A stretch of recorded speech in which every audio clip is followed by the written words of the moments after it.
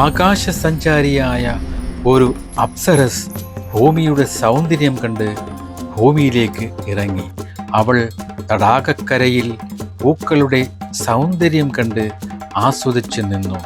അവളുടെ ഉള്ളിൽ എന്തെന്നില്ലാത്ത സന്തോഷമാണ് ഉണ്ടായത്. അവൾ ചുറ്റുമുള്ള പൂക്കളിൽ വട്ടമിട്ട് പറക്കുന്ന ശലഭങ്ങളെയും ഒക്കെ കണ്ടു.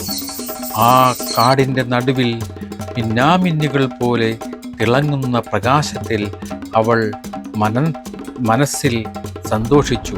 എന്നാൽ പെട്ടെന്ന് തന്നെ അവളുടെ രൂപം ഒരു ഭീകര അവസ്ഥയിലേക്ക് മാറുകയായിരുന്നു. അവളുടെ മുഖം തീവ്രമായി ചോര കണ്ണുകളോടെ തിളങ്ങി നിന്നു. പെട്ടെന്ന് അവളുടെ ഭാവം ഒരു രക്തരക്ഷസിൻ്റെ ഭാവത്തിലേക്ക് മാറുകയായിരുന്നു. മനസ്സിലെന്തൊക്കെയോ അവൾ കരുതിക്കൂട്ടിയതുപോലെയായിരുന്നു അവളുടെ ഭാവം. ആര് കണ്ടാലും പേടിച്ചു പോകുന്ന രൂപം. കാട്ടിലകപ്പെട്ട ഒരു ചെറുപ്പക്കാരൻ ഈ രൂപത്തെ കണ്ട് ഭയന്നു. അവൾ അവനോടടുക്കാൻ ശ്രമിച്ചു. അവൻ എന്തെന്നില്ലാത്ത ഭയഭാവത്തോടെ ചുറ്റും നോക്കി.